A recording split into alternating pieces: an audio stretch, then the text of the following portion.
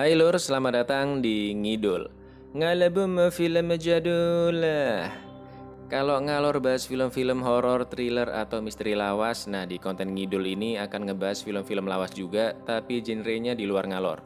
Biar otak inti nggak greget mulu Lur.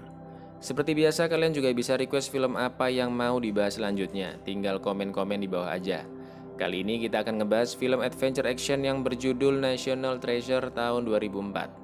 Film ini menceritakan tentang keluarga Gates yang dari generasi ke generasi mencari keberadaan harta karun terbesar yang sudah hilang 200 tahun yang lalu dan hanya tersisa satu petunjuk untuk menemukannya. Karena bahasan kali ini banyak detail-detail penting lur, jadi kalian harus siapin otak kalian. Kalau kalian gak ada otak, bisa beli dulu di warung Padang terdekat. Sebelum lanjut, aja lali subscribe, dan klik tombol loncengnya biar kalian bisa terus mengikuti update-update konten menarik kita yang selanjutnya. Kalau udah, langsung aja matikan lampunya, ambil cemilanmu, dan monggo sekeca akan. What? I'm gonna steal the Declaration of Independence. Ben?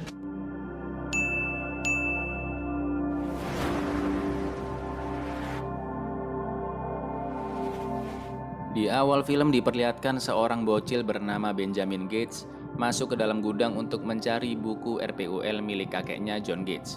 Bocil ini kepo nih tentang kisah sejarah keluarganya.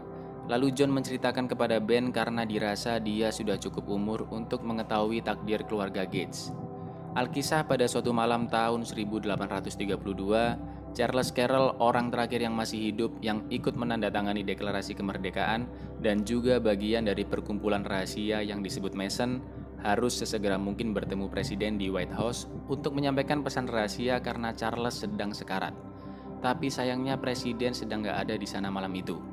Akhirnya Charles mengatakan pesan rahasia itu ke satu-satunya orang yang bisa dia percaya, yaitu Thomas Gates, kakek dari kakeknya John, atau buyut dari buyutnya Ben, atau ya gitulah pokoknya.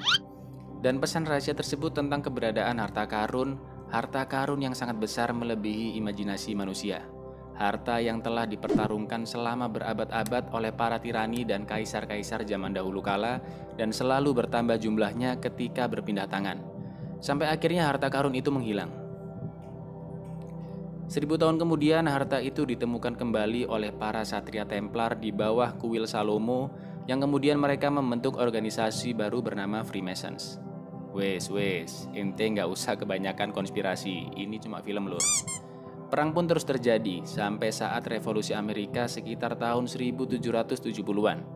Pihak Amerika tidak ingin harta yang mereka miliki diambil oleh pihak Inggris. Jadi mereka membuat peta yang sangat rumit untuk ke lokasi harta tersebut. Tahun demi tahun berlalu dan banyak petunjuk-petunjuk yang hilang. Sampai akhirnya di tahun 1832, satu-satunya petunjuk yang tersisa adalah pesan rahasia dari Charles yang diberikan ke bocil jamet Thomas Gates malam itu. Pesan yang berisi rahasianya ada pada Charlotte. Siapa itu Charlotte? Bahkan Om Charles aja nggak tahu lur. Dan harta karun besar itu nggak ditemukan sampai sekarang. Lalu ayah Ben, Patrick Gates, mendatangi mereka dan mengatakan, Ben, ente jangan menyia-nyiakan hidup seperti 6 generasi sebelumnya. Tapi Ben tetap ingin meneruskan mencari harta karun tersebut. Ben Gates yang sudah dewasa bersama dengan timnya pergi ke Kutub Utara. Ben meyakini Charlotte ada di sana. Yang ternyata Charlotte bukan nama orang melainkan nama dari sebuah kapal yang karam dan terseret sampai di Kutub Utara. Dengan bantuan Riley yang ahli di bidang teknologi, mereka pun sampai di tujuan dan menemukan kapal tersebut. Mereka udah yakin nih lur, bakal dapat harta di kapal ini. Tapi isinya cuma tong-tong isi bubuk mesiu aja. Sampai akhirnya Ben melihat kapten kapal yang sudah mati membeku dan dia terlihat sedang memeluk salah satu tong. Bukan emas yang ada di dalamnya, melainkan sebuah pipa antik. Si Riley malah mikir kalau itu pipa bernilai $1 juta. Tolol. Pipa ini bisa dibagi menjadi 2 bagian lur. Lalu Ben melumuri bagian gagang pipa dengan darahnya. Dan di situ tertulis dokumen legenda, noda mempengaruhi, kunci dalam kesunyian tidak terdeteksi, 55 dalam pena baja, Mr. Medley tidak bisa mempengaruhinya. Ini adalah sebuah teka-teki lur. Ben pun berpikir mencari makna dari kata-kata tadi. Dan akhirnya Ben memecahkan teka-teki itu. Yang mana petunjuk selanjutnya ada di belakang dokumen deklarasi kemerdekaan Amerika Serikat. Deklarasi yang ditandatangani oleh 55 orang dengan 9 orang Freemasons diantaranya. Dokumen sejarah yang sangat penting dan dijaga sangat ketat itu memiliki petunjuk di belakangnya dan mungkin hanya bisa terlihat dengan menggunakan noda atau cairan tertentu. Ian yang ternyata bekerja di dunia permafiaan ingin mencuri deklarasi itu, tapi Ben gak setuju lur dengan cara Ian. Lalu Ian memutuskan untuk membunuh Ben di sana yang dianggap sudah menjadi penghambat. Ben langsung mengancam Ian dengan menyalakan flare dan akan meledakkan kapal Charlotte. Ben yang melemparkan flare ditangkap oleh Ian, tapi api membakar tangan Ian yang sudah terkena mesiu. Flare pun jatuh dan mulai membakar kapal Charlotte.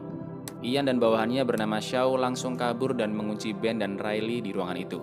Tapi Ben paham betul bahwa ada ruangan tersembunyi yang biasa dipakai para penyelundup di bawah sana. Ketika api yang sudah mulai menjalar ke arah tong berisi mesiu, akhirnya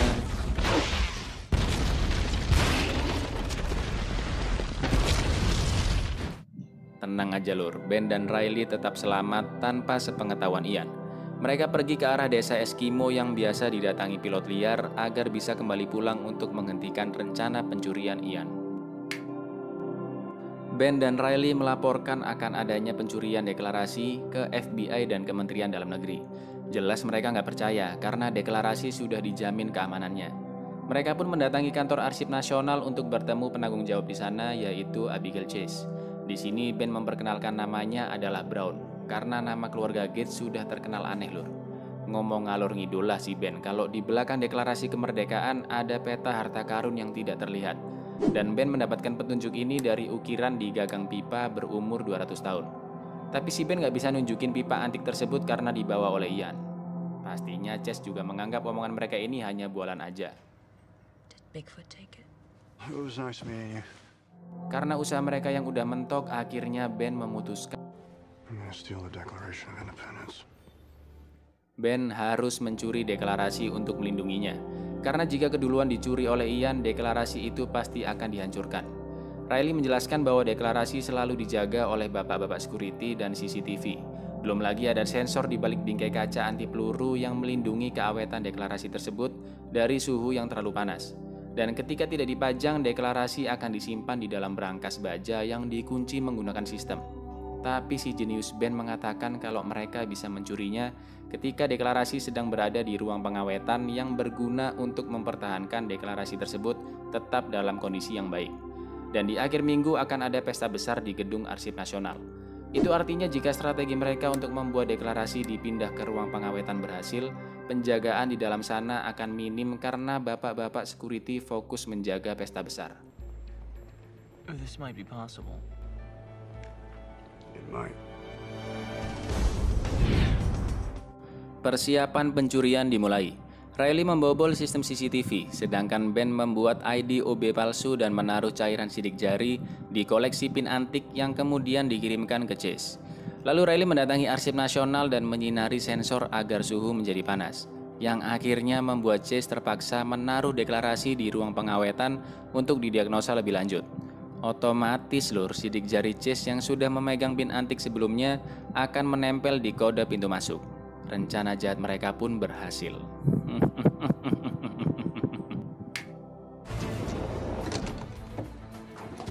Ben, are you sure that we should do that? Pesta besar sudah dimulai. Ben mulai memasuki gedung Arsip Nasional menggunakan ID OB palsu. Sesampainya di dalam, Ben langsung mengganti pakaiannya agar terlihat sebagai tamu undangan. Di lain tempat, Ian dan kawan-kawan juga mengincar deklarasi di saat yang sama. Mereka masuk melalui gorong-gorong bawah tanah lengkap dengan senjata dan bahan peledak. Lalu Ben menemui Chase dan menawarkannya minuman. Karena kolega Chase juga menawarkan minuman, Ben mengambil kembali gelas yang sudah sempat dipegang oleh Chase tersebut. Dan dengan suatu cairan, Ben berhasil menduplikat sidik jari Chase. Sedangkan Ian berhasil membobol pintu belakang sedikit demi sedikit dengan sidik jari security yang sudah dibuat pingsan. Ini mereka beda cara ya lur. Si Ben pakai cara cerdas kalau si Ian pakai cara barbar. Ben berhasil masuk lift menggunakan duplikat sidik jari Chase dan sampailah Ben di pintu masuk ruang pengawetan. Di situ terlihat sidik jari Chase yang berhasil menempel di kode pintu masuk. Riley membantu mencari kode dari huruf-huruf tersebut, tapi karena terlalu lama dan yang keluar di sistem malah nama-nama aneh, Ben akhirnya tahu sendiri jika sandinya adalah Valley Forge karena huruf E dan L yang dipencet 2 kali. Ben yang berhasil masuk rumah pengawetan mulai mencopot bingkainya, dan di saat yang sama jaringan CCTV Riley mati karena tim Ian berhasil membobol jaringannya. Karena merasa ada yang gak beres, Ben terpaksa membawa deklarasi beserta bingkai kacanya sekaligus. Dan saat itu Ian juga sudah berhasil masuk ke dalam ruang pengawetan. Ian yang kaget melihat Ben masih hidup langsung menembakinya. Untungnya bingkai kaca anti peluru, lur. Ben pun berhasil kabur memakai lift. Cepat-cepatlah dia membuka bingkai lalu menggulung deklarasi tersebut dan dimasukkan ke dalam jasnya. Ben yang melihat Chase langsung menghindarinya dan masuk ke dalam toko merchandise. Tiba-tiba... Are you trying to steal that? Oh, Untung aja ente gak ketahuan, Ben. Si Chase sadar kalau nama palsu Brown gak ada di daftar undangan. Dan ketika Chase ngelihat Ben jalan keluar gedung, dia langsung mengikuti Ben. Lalu alarm tanda bahaya menyala karena pihak keamanan menemukan deklarasi yang sudah hilang. Chase pun sadar kalau Ben udah nyuri deklarasinya, dan Ben terpaksa menyerahkan deklarasi tersebut. Ian yang sudah sampai di mobilnya langsung menculik Chase karena tahu dia membawa deklarasinya. Ben dan Riley pun langsung mengejar Ian untuk menyelamatkan Chase. Karena mobil melewati perbaikan jalan, pintu belakang mobil terbuka dan membuat Chase gelantungan di pintu tersebut.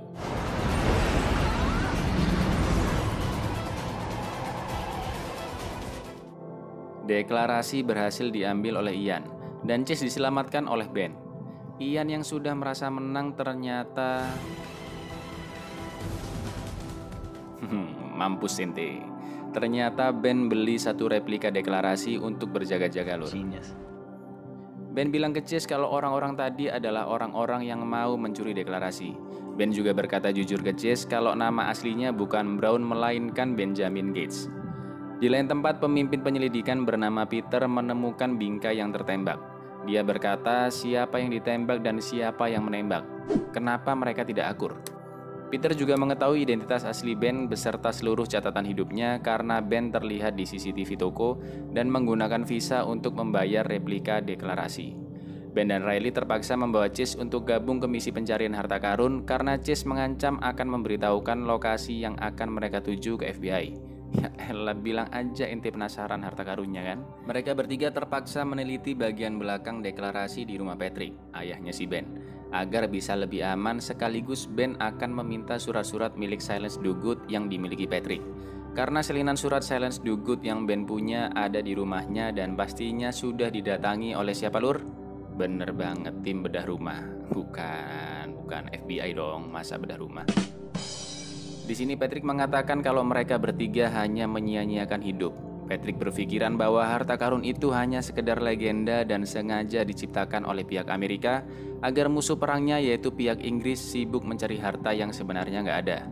Tapi Ben tetap bersikukuh dan akan menunjukkan kebenaran harta ini ke ayahnya. Patrick nggak sadar bahwa dokumen yang dibawa oleh Ben adalah deklarasi kemerdekaan. Jadi ya dia masih slow aja di sini, lur. Percobaan pun dimulai. Dengan menggunakan cairan lemon, mereka berharap tinta yang tidak terlihat bisa muncul. Tapi ternyata... ya nggak ada apa-apa, lur. Si Patrick mengatakan kalau mereka membutuhkan udara panas untuk bisa memunculkan tinta itu. Dan yang terjadi berikutnya adalah... Surprise, motherfucker!